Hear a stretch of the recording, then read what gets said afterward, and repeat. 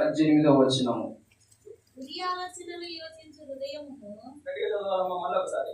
దుర్యాలోచనలు యోచించు హృదయమును దుర్యోచనలు ఆలోచించు హృదయము కీడు చేయుటకు త్వరపడి పరిగెత్తు పాదములను లేని వాటిని పలుకు అబద్ధ సాక్షియు అన్నదమ్ములలో జగడములు పుట్టించువాడును నా కుమారుడా నీ తండ్రి ఆజ్ఞ. చాలమ్మా. దేవునికి మహిమ కలుగును గాక. ఒక్కసారి 16వ వచనం చూడండి, వినిపిద్దాం. యెహోవాకు అసహ్యములైనవి ఆరుగలవు. యెహోవాకు అసహ్యములైనవి ఏంటంట? మనము ధ్యానించుకుందాం. ఏమని? దుర్యోచనలను యోచించే హృదయము దేవునికి అసహ్యమంట. హల్లెలూయా. దేవునికి మహిమ కలుగును గాక. మన ఆలోచనలను మనం ఏం చేయాలా? సరి చేసుకోవాలా. దుర్యోచనల ద్వారా నష్టం కలుగుతుంది. దేనికి నష్టమో తెలుసా? నీ ఆత్మకు నష్టం. నీ ఆత్మ సంఘానికి వస్తుంది. హల్లెలూయా. సంఘానికి నష్టం. దుర్యోచనలు గల హృదయం గనక ఉంటే, ఆ హృదయం మాట నీ ఆత్మ వింటే నీకేమవుతుంది? నష్టం. దేవునికి దూరం అవుతారు. హల్లెలూయా. దేవుని మహిమను కోల్పోతారు. ఏ భేదమును లేదు. అందరూ పాపం చేసి దేవుడిచ్చే ఉన్నతమైన మహిమను కోల్పోయినారని లేఖనం సెలవిస్తుంది. హల్లెలూయా. ఆ మహిమను మనం ఎప్పుడు కూడా కోల్పోకూడదు. దేవుని ఆత్మ, నా గొర్రెలు నా స్వరము వినును. కానీ వింటున్నాయా? వినడం లేదంటే దుర్యోచనలు కారణం, ఆ హృదయం కారణం. హల్లెలూయా. మనలో ఏ మచ్చ ఉన్నా సరే అది బాగా కనిపిస్తుంది. హల్లెలూయా. దేవునికి మహిమ కలుగును గాక. నేను క్వశ్చన్ అడుగుతా, ఆన్సర్ చెప్పండి. 1 1 ఎంత? 2 2 4 4 5 5 10 11. హల్లెలూయా. చక్కగా వెళ్ళినంత వరకు ఎవ్వరు కూడా పొరపాటు పడరు. నీలో మచ్చొచ్చిందా, మందిరంలో అధిక నీతిమంతులు ఎక్కువైతారు. హల్లెలూయా. నీలో మచ్చొచ్చిందా, నీ ఇంట్లో అధిక నీతిమంతులు ఎక్కువైపోతారు. నీలో మచ్చొచ్చిందా, నిన్ను ఇంకా పదే పదే ఏం చేస్తారు? తిప్పుతా ఉంటారు. తడబడినారా లేదా? అలాగా నిన్ను ఏం చేస్తారు? నీ జీవితాన్ని తడబడేటట్టు చేస్తారు. నువ్వు చేసింది మిస్టేక్ ఆలోచిస్తున్నావు అంతే, తప్పేమి లేదాడ. కానీ నిన్ను వీళ్ళ మాటల చేతనే చంపేస్తారు. హల్లెలూయా. అదేంది? దుర్యోచన. దేవునికి మహిమ కలుగును గాక. దేవుడు మనల్ని దర్శించును గాక. దేవుడు మనతో మాట్లాడును గాక. ఒక అక్క కొత్తగా పెళ్లి చేసుకుంది. ఆ అక్క వాళ్ళ ఊరికి పొద్దుటూరు నుంచి ఒక అక్క వెళ్ళింది. ఆ అమ్మాయి గురించి ఏదో ఒకటి లింకు దొరికింది పెళ్లి కాకముందు. ఆ పెద్దక్క వచ్చి ఈ చిన్నక్క వాళ్ళ మామతోనో అత్తతోనో ఏం చెప్పింది? ఆ లింకు చెప్పింది. ఆ మంట ఏమైపోయింది? ఇంటిని కూల్చింది. ఏమంటారు దాన్ని? దుర్యోచన గల హృదయం. ఆ ఇల్లు బాగుంటుందా? అరే ఏదో తప్పు తెలుసుకుంది, బాగా చేయాల్సినది చేయకుండా తల్లి చెప్పింది చేసుకొని పెళ్లి చేసుకొని బాగుంది. కుటుంబాన్ని కాపాడాలనా, కుటుంబాన్ని నాశనం చేయాలనా? హల్లెలూయా. కుటుంబాన్ని కాపాడాల. కానీ ఈ రోజుల్లో ఏమైపోయినారు మనుషులందరూ? నోరు ఉండడంలా. పెద్దలు అన్నారు, ఊరికి అనలేదు ఎవరు. నోరు బాగుంటే మన ఊరు కూడా చాలా చక్కగా ఉంటుందంట. దేవునికి మహిమ కలుగును గాక. నోరు బాగుంటే మన ఆత్మ కూడా బాగుంటుంది. తెలుసా? జీవ మరణములు నాలుక వశం. నీ నోటిలో నుంచి జీవధారలు బయలువెళ్తాయంట. దేవునికి మహిమ కలుగును గాక. అటువంటి విలువైన నోటిని మనము దుర్యోచన గల హృదయంగా తయారు చేసుకొని వ్యర్థమైన వాటి కోసం పరిగెడుతూ అనేక ఇళ్లలో మంటలు పెడుతూ వాళ్ళ కుటుంబాలను కూర్చడానికి మనల్ని దేవుడు తయారు చేసుకోలేదు. దేవుడు తన చొప్పున తన రూపములో, హల్లెలూయా, తన స్వరూపములో దేవుడు తయారు చేసుకున్నాడంట మనందరినీ. దేవుడు ఇలా మంటలు పెడతాడా ఇళ్లలో? హల్లెలూయా. దేవుడు ఈ విధంగా ఆలోచిస్తాడా? దుర్యోచనలు, నేను పరిశుద్ధులను గనక మీరును పరిశుద్ధులయ్యుండు అని చెప్పిన దేవాది దేవుడు ఒకరి ఇంట్లో ఎప్పటికీ కూడా మంటలు పెట్టడు, కొట్లాటలు పెట్టడు. హల్లెలూయా. ఏ కుటుంబాన్ని కూడా కూల్చేయడు. దేవునికి మహిమ కలుగును గాక. ఆయన ఎప్పుడు కూడా చీకటిలో ఉంటున్న వారిని వెలుగులోకి నడిపించేవాడై ఉంటున్నాడు. హల్లెలూయా. దేవునికి మహిమ కలుగును గాక. ఆయన ఎప్పుడు కూడా నశించిపోయేదాన్ని వెదకి రక్షించేవాడై ఉంటున్నాడు. హల్లెలూయా. దేవునికి మహిమ కలుగును గాక. ఎవరైతే హల్లెలూయా అని చెప్పినప్పుడు హల్లెలూయా చెప్తారో వాళ్ళే దీవించబడుదురు గాక. ఎవరైతే నా మాటకు దేవుని మాటగా అంగీకరించి ఎవరైతే రెస్పాండ్ అవుతారో వారే ఆశీర్వదింపబడుదురు గాక. ఇప్పుడు చెప్తారు, సైలెంట్ గా చూద్దాం. హల్లెలూయా. దేవునికి మహిమ కలుగును గాక. హల్లెలూయా. చూడండి ప్రేమ దేవుని బిడ్డలారా, మనం అందరము కూడా మంచి స్వభావము కలిగి ఉండాలా, మంచి ఆలోచనలు కలిగి ఉండాలా. నూతన సంవత్సరంలోకి పాతవి గతించను, ఇదిగో కొత్తమైన విధముగా పాత సురేషు చచ్చాడు, కొత్త సురేషు నూతనీకరించబోతున్నాడు. దేవునికి మహిమ కలుగును గాక. చెప్పుకోండి, హృదయంలో చేవేసుకొని, నా పేరు కాదు మీ పేరు. పాతోడు పోయాడు, కొత్తవాడు దేవుడు ఇచ్చాడు. హల్లెలూయా. చెప్పినంత మాత్రాన కాదు కానీ మనం ఖచ్చితంగా నిరూపించి చూపియాలి. దేవునికి మహిమ కలుగును గాక. ఇన్నాళ్ళు నువ్వు ఏ దుర్యోచన కలిగి ఉన్నావో దేవుడు యేసు నామములో తీసేయును గాక. యేసు నామములో వేర్లతో సగా పెకలించబడును గాక. దేవుడు తీసేశాడు. దేవునికి మహిమ కలుగును గాక. నీకు క్రొత్త జీవితం దేవుడు ఇవ్వబోతున్నాడు. హల్లెలూయా. నీ జీవితం నీ ఆలోచనల మీద ఆధారపడి ఉంటది. నీ జీవితము నీ ఆలోచన మీద. హృదయములో ఏముంటాయో అదే నోటి ద్వారా. హల్లెలూయా. దేవునికి మహిమ కలుగును గాక.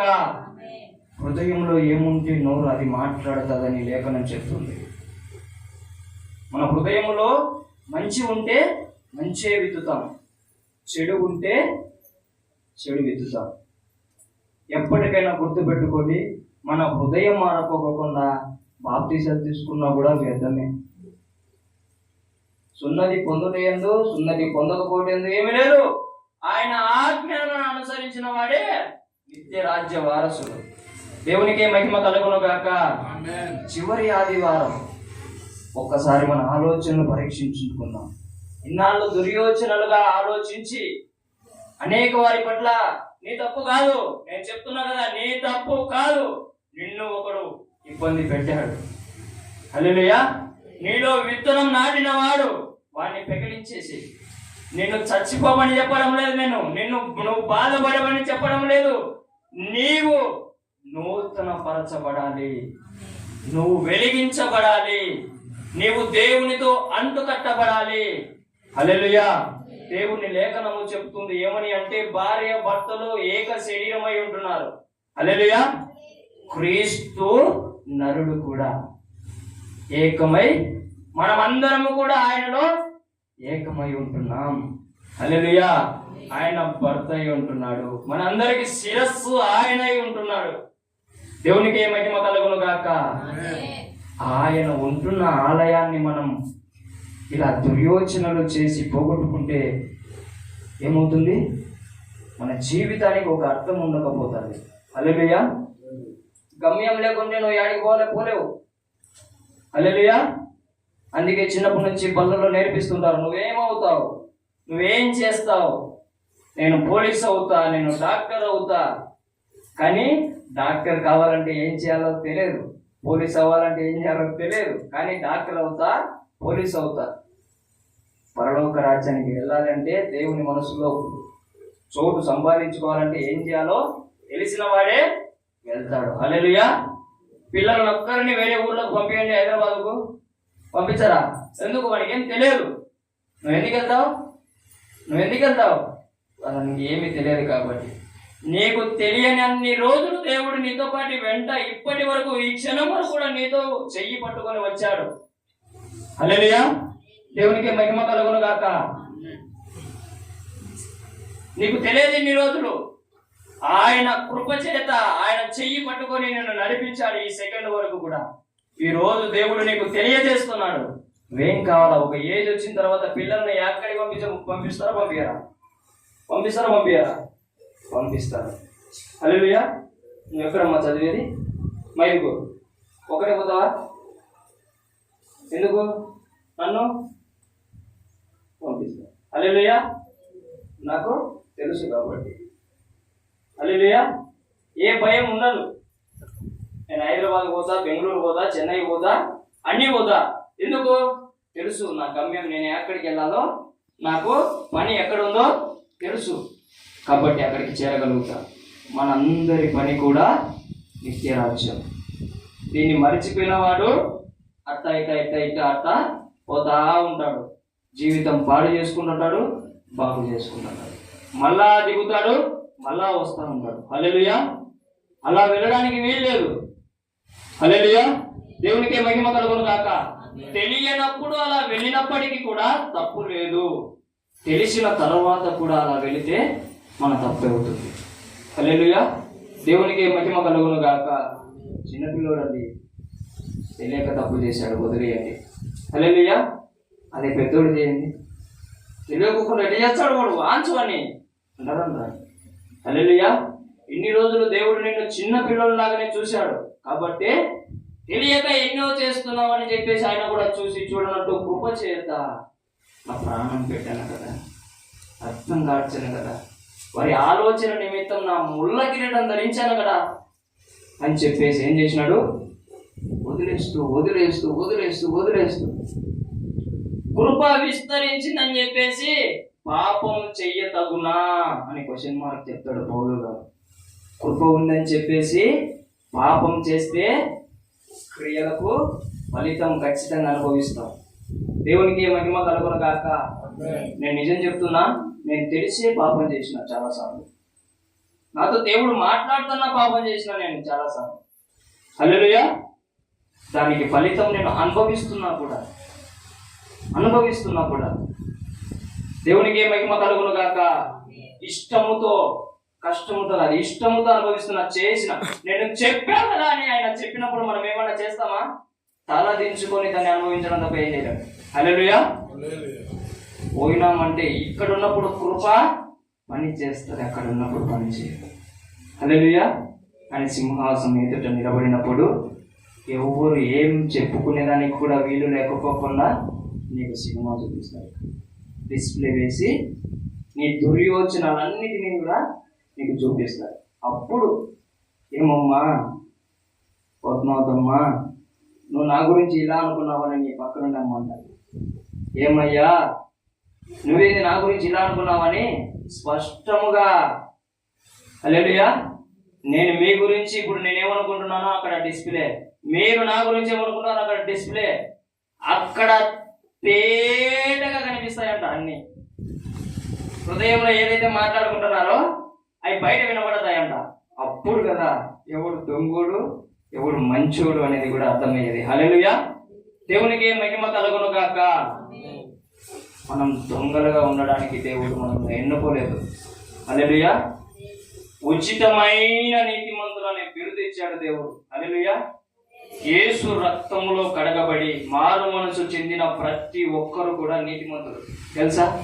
అది ఏదో కష్టం ద్వారా వచ్చినది కాదు, అదేదో మన జ్ఞానం ద్వారా మన భక్తి ద్వారా వచ్చినది కాదు, ఉచితంగా వచ్చినది. హల్లెలూయా, దేవునికి మహిమ కలుగును గాక. చూడండి, గలతీయులకు రాసిన పత్రిక,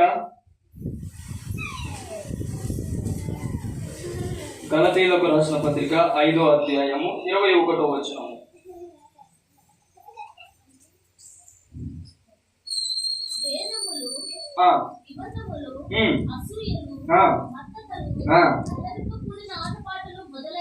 దేవునికి మహిమ కలుగును గాక. హల్లెలూయా, హల్లెలూయా. చాలా ఉన్నాయి, చాలా చెప్పుకోవాలంటే టైం సరిపోదు కాబట్టి దేవుడు మనకిచ్చిన అంశం ప్రకారం మనం ముందరికి వెళ్దాం. హల్లెలూయా. మూడోది ఏందమ్మా? అసూయలు అనే మాట ఉందా? హల్లెలూయా. మళ్ళీ ఒకసారి చదువుమా.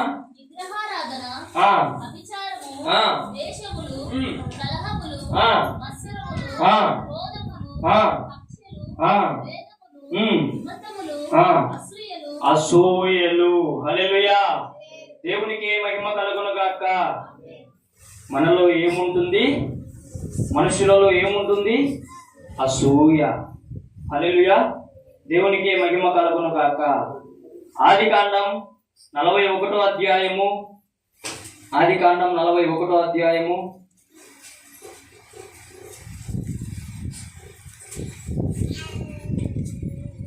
26వ అధ్యాయము 14వ వచనం. 14వ వచనం.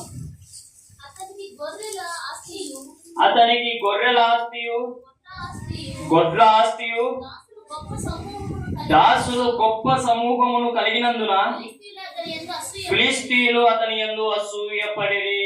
హల్లెలూయా. దేవునికి మహిమ కలుగును గాక. మనం ఎవరైతే దీవించబడుతూ ఉంటారో, హెచ్చింపబడుతూ ఉంటారో, ఆశీర్వదింపబడుతూ ఉంటారో అటువంటి వారిని చూసి ఏం కలుగుతుందంట? అసూయ కలుగుతుంది. దేవుని భక్తుడైన ఇస్సాకు ఆయన దేవుని కృప వలన ఆశీర్వదింపబడితే అసూయ పడ్డారంట ఫిలిష్తీయులు. హల్లెలూయా.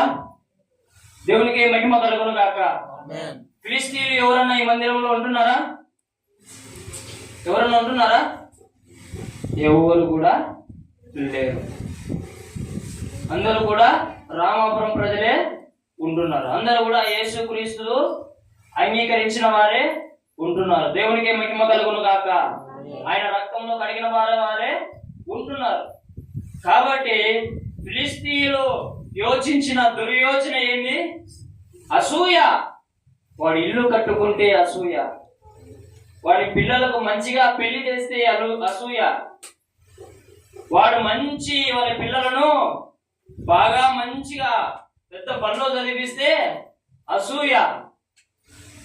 చాలా అసహ్యమైనది ఏంటంటే ఒక డ్రెస్సులో కూడా మనిషికి అసూయ పుడుతుంది. ఎంతగా అపవాదిగాడు మనిషిలలో విత్తనాలు నాటుతున్నాడో గమనించండి మీరు. చాలా చిన్నది, చీపు అది. హల్లెలూయా. బురద. అసూయ అంటేనే ఒక బురద. మనకు అనవసరమైనది మనం పట్టించుకోకూడదు ఎప్పటికీ కూడా.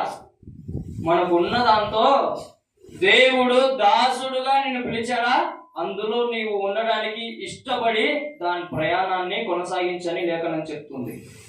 దేవుడు యజమానుడుగా నిన్ను పిలిచాడా, దానిలో కొనసాగించు, అసూయపడమని చెప్పాలి. హల్లెలూయా. దేవునికి మహిమ కలుగును గాక. లేనివాడు ఉన్నవాడిని చూసి అసూయపడడం. ప్రార్థనలలో కూడా అసూయలతో కూడిన ప్రార్థన.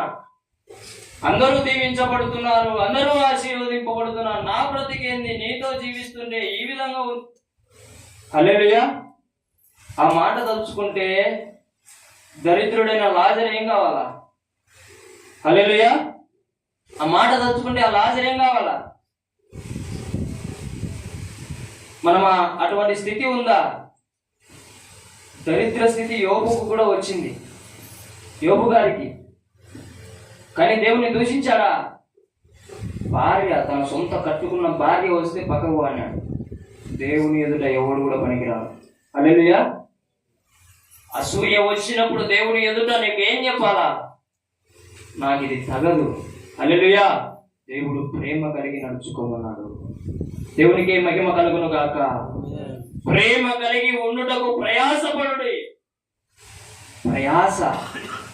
ప్రేమ కలిగి ఉండాలంటే ఈ సందర్భాలలో, అప్పుడు ఏమో కానీ ఇప్పుడున్న సిచ్యువేషన్లో ఒకరి మీద ప్రేమ చూపించాలంటే ప్రయాసపడాలి మనం. అవునా కదా? హల్లెలూయా. ఎవరి మీద నా ప్రేమ చూపించాలి అంటే ఈ లోకంలో ఉన్న మీద ప్రేమ కాదు, అగాపే ప్రేమ.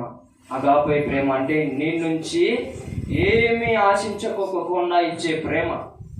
హల్లెలూయా. దేవుడు మనకు చూపించిన ప్రేమ అది. ఈ లోకంలో మనకు చూపిస్తారు, చివరి దాకా నీతోనే ఉంటా. సంవత్సరమా, 2 సంవత్సరాల, 3 సంవత్సరాల? దొంగ వ్యాపారం అది. హల్లెలూయా.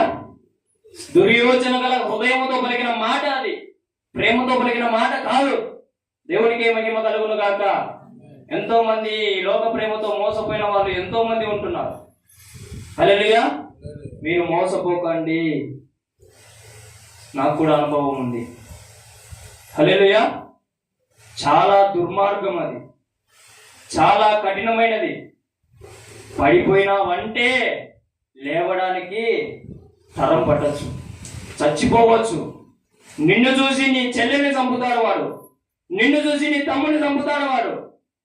నీ వల్ల నీ తండ్రి ఆత్మహత్య చేసుకునే విధముగా, నీ వల్ల నీ తల్లి ఆత్మహత్య వేసే విధముగా వాడు నీ హృదయములో విత్తనం నాటుతాడు. చాలా జాగ్రత్తగా వినండి. హల్లెలూయా. ఒక్కసారి ఆలోచించి బయటికి రా, ఆ విత్తనాన్ని పెకలించు. నిన్ను దేవుడు ఆశీర్వదిస్తాడు, నిన్ను దేవుడు హెచ్చిస్తాడు. హల్లెలూయా. మనకు ఏది అంటూ కట్టబడతాదో మనకంటే, మన తల్లిదండ్రుల కంటే, మన పెద్దల కంటే మన దేవాది దేవునికి ఎక్కువ బాగా తెలుసు. హల్లెలూయా. మనం దానినే రప్పించుకుందాం, కానీ వారి విత్తిన విత్తనాన్ని మనం రప్పించుకున్నామంటే ఇలా చేతులకు కాట్లు, సిగరెట్లతో పోటులు, ఆత్మహత్యలు, హల్లెలూయా, కృష్ణాలకు పోయి సంపడాలు, నానాకటి జరుగుతాయి మీ జీవితాలలో. హల్లెలూయా. లేని అలవాట్లు, గంజాయి అని, సిగరెట్ అని, మందని, వ్యభిచారం అని ఎన్నో రకాలుగా ఒక్క అసూయ వల్ల కాలేజీలకు వెళ్తా ఉంటాం. వానికి ఉంటే నాకు ఉండాలా, ఆ అమ్మాయికి ఉంటే నాకు ఉండాలా. అదేం పాడుబుద్ధి, దుర్యోచన, అది దురాలోచన. వాడు దేవునిలో ఎదుగుతున్నాడా అది ఆలోచించును. హల్లెలూయా. వాడు బాగా దేవుని స్తుతిస్తున్నాడా, దేవుణ్ణి ఆరాధిస్తున్నాడా, దేవుణ్ణి మహిమపరుస్తున్నాడా, దాన్ని ఆహ్వానించు. అది దేవుడు మెచ్చుకుంటాడు. హల్లెలూయా. దేవునికే మహిమ కలుగును గాక. ఇక్కడ నుంచి యేసు నామములో వేర్లతో సొగా దుర్యోచనలు గల హృదయం పెగిలింపబడును గాక. ఆమేన్. హల్లెలూయా. దేవునికే మహిమ కలుగును గాక. ఒకడు ఇల్లు కట్టుకుంటే దేవానికి వందనాలని చెప్పడం నేర్చుకో, అది ప్రేమ. వారి నుంచి నువ్వేం ఆశించుకోకుండా దేవుని స్తుతిస్తున్నావు అంటే ఎంత గొప్ప మనసు నీది. హల్లెలూయా. ఒకరి పిల్లలు బాగా చదువుకుంటున్నారంటే దేవుని స్తుతించును. నా ఊరిలో ఉంటున్న పెద్దన్న వాళ్ళ కొడుకు బాగా చదువుకుంటున్నాడు, దేవునికి మహిమ కలుగును గాక. అది దేవుడిచ్చిన కృప, వాళ్ళ తల్లిదండ్రులది కాదు, వాడి సొంత జ్ఞానం కాదు. అది దేవుడు ఇస్తేనే ఒకడు హెచ్చింపబడతాడు. దేవుడు ఇవ్వకుంటే ఎవడు కూడా, ఏ మనుష్యుడు కూడా పైకి రాలేడు. హల్లెలూయా. దేవునికి మహిమ కలుగును గాక. అన్నదమ్ములలో పెద్దవాడు, చిన్నవాడు, చాలా చిన్నవాడు ఎవరు? యోసేపు. హల్లెలూయా. దేవుడు దర్శించాడు, కళలు ఇచ్చాడు. అయ్యపోయి వాళ్ళ అన్నోళ్ళతోనే చెప్తే వాళ్ళు అసూయమన్నారు. వాళ్ళు ఏం చేసినారు? అసలు చూడండి, ఆదికాండము 37వ అధ్యాయము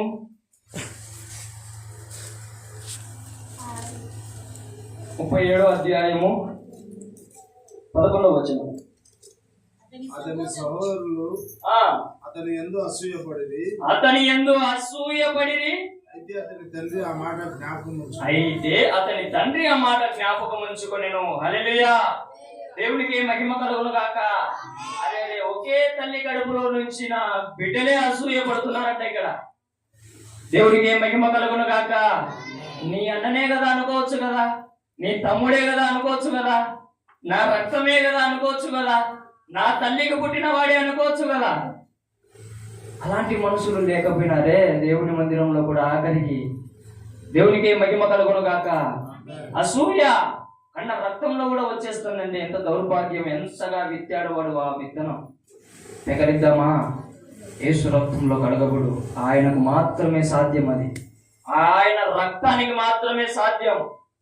నాలో అసూయ ఉందేమో ప్రభువా, యేసు రక్తముతో దాన్ని వేర్లతో సొగ పెకలించు ప్రభువా అని నీ ప్రార్థనలో ఈ రోజు నుంచి మొదలుపెట్టు. జనవరి 1వ తేదీ అడుగు పెడుతుండగా నీ జీవితం నూతన పరచబడిపోతుంది. హల్లెలూయా. దేవునికి మహిమ కలుగును గాక. నిజం ఉన్నది మాట్లాడినా సరే నీ గురించి ఇంకొక వాళ్ళు ఏమవుతారు? అసూయ పడతారు. యోసేపు ఉన్నదే చెప్పాడు, అబద్ధం ఏం కల్పించుకొని ఏం చెప్పలా. యోసేపు అన్నదమ్ములకు వెళ్ళి ఈ విధంగా తండ్రి కంటే ఈ విధంగా ఇలా కథలు వచ్చినాయి అంటే ఏం చెప్పినారు? అసూయపడిది. అన్నదమ్ములు ఒక తల్లికి పుట్టిన వాళ్ళు. హల్లెలూయా, దేవునికి మహిమ కలుగును గాక. సంఘంలో మనం అందరం కూడా ఒకే తండ్రి కన్నాడు మనల్ని, ఒకే తండ్రి కన్నాడు మనల్ని. ఆయన పరలోకపు తండ్రి. హల్లెలూయా, ఆయన ప్రేమ చూపించాడు. ఆయన యేసుక్రీస్తు ప్రభువు వారు. ఆయన తోడును పంపించాడు. ఆయనే పరిశుద్ధాత్మ దేవుడు. ఇంతగా కృప చూపిస్తూ, ఇంతగా ప్రేమిస్తూ, ఇంతగా తోడుంటూ ఆయనకు మనం ఏమి ఇవ్వలేకపోతే కనుక మనం ఎన్నటికీ రుణస్థులమే, ఎన్నటికీ కూడా మనము ఎదిగే స్థితిలో ఉండం, నూతన పరచబడం. హల్లెలూయా, దేవునికి మహిమ కలుగును గాక. అసూయను వదిలేద్దాం, దేవుని రాజ్యం నిమిత్తం పని చేద్దాం.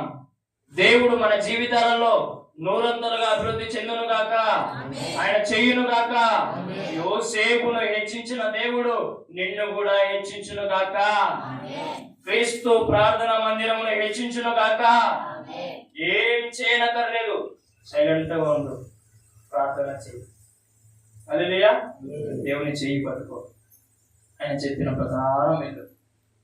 హల్లెలూయా, నీ మార్గం తెలియకపోకుండా అంటే నువ్వు గమ్యానికి వెళ్ళలేవు కాబట్టి ఆయన చేతిలో పడు, ఆయన నీ మార్గం చెప్తాడు. ఆయన చెప్పినట్టు వెళ్ళు, ఏం కొత్తగా చేయనకర్లా. యోసేపును ఎలాగైతే పడిన చోటల్లా ఆయన ఏం చేసినాడు?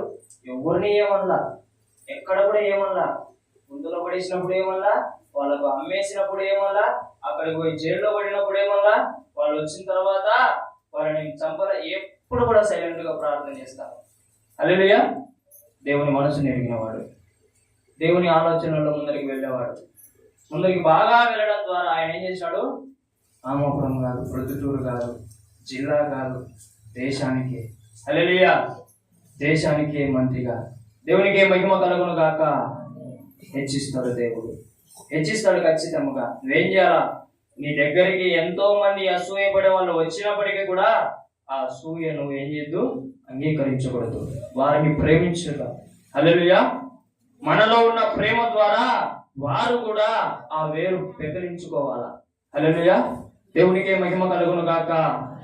సంఘంలో ఎవరన్నా పాటలు బాగా పాడినా అసూయ పడకండి, ఎవరన్నా వాయిద్యాలు బాగా కొట్టినా కూడా అసూయ పడకండి, ఎవరన్నా బాగా వాక్యం చెప్పినా కూడా అసూయ పడకండి. హల్లెలూయా, ఎందుకంటే ఈ ఆత్మీయ అసూయ ఇంకా భయంకరమైనది, ఇంకా భయంకరమైనది.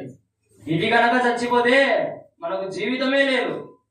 హల్లెలూయా, శరీరానికి కొన్ని గాయాలైనా మళ్ళా డాక్టర్లు కడతారు, ఆత్మకు గాయాలైతే తిరిగి కోలుకోవడానికి టైం పడుతుంది.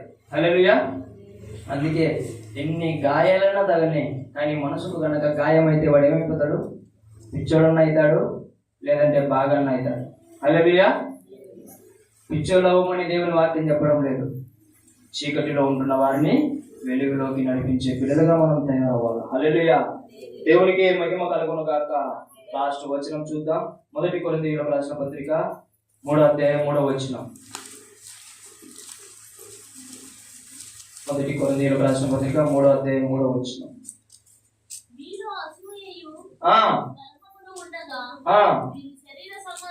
దేవునికి మహిమ కలుగును గాక. అసూయ అనేది దేనికి సంబంధించినది? శరీర సంబంధం, అది శరీర కార్యం అది. హల్లెలూయా, నేను ముందు మీకు ఏమని చెప్పినా, మీరు కాదు, మీ ఆత్మ మీరు. హల్లెలూయా, మీరు ఆత్మ అయినప్పుడు మీరు ఏ విధంగా నడుచుకోవాలా? ఆత్మానుసారంగా నడుచుకోవాలా. శరీరానుసారంగా నడుచుకుంటే మనం ఖచ్చితంగా ఈ లోకాన్ని జయించలేము. హల్లెలూయా, అపవాదిని జయించలేము. కాబట్టి ఎవరైతే ఆత్మానుసారంగా నడుచుకుంటారో వాళ్ళు దేవుని చిత్తాన్ని నెరవేరుస్తారు. హల్లెలూయా, దేవుని చిత్తం వెంబడించే వాళ్ళకు అసూయలు, కలగములు, మత్సరములు, వేదములు ఇవన్నీ కూడా లెక్కలోకి రావు. వాళ్ళ మనసులలోనే ఉండవు, దరిదాపులోనే ఉండవు. దుర్యోచన గల హృదయం దేవుడు మనలో నుంచి పెకలించును గాక. అసూయ గల హృదయం దేవుడు మన హృదయంలో నుంచి పెకలించును గాక. దేవుడు మన జీవితమును నూతన పరచును గాక. దేవుడు నూతన సంవత్సరములకు అడుగు పెడుతుండగా దేవాది దేవుడు మన హృదయమును ఆయన రక్తంతో కడిగి ఆయన ఆత్మానుసారమైన ముగింపులోకి నడిపించును గాక. దేవునికి మహిమ కలుగును గాక. దేవుడి వాక్యము 30 60 100 మన హృదయాలలో, మన కుటుంబాలలో, మన ఊరిలో, మన మందిరములో, మన ఆత్మీయులందరిలో ఫలించును గాక. దేవునికి మహిమ కలుగును గాక. ఈ సమయంలో మనం అందరం కూడా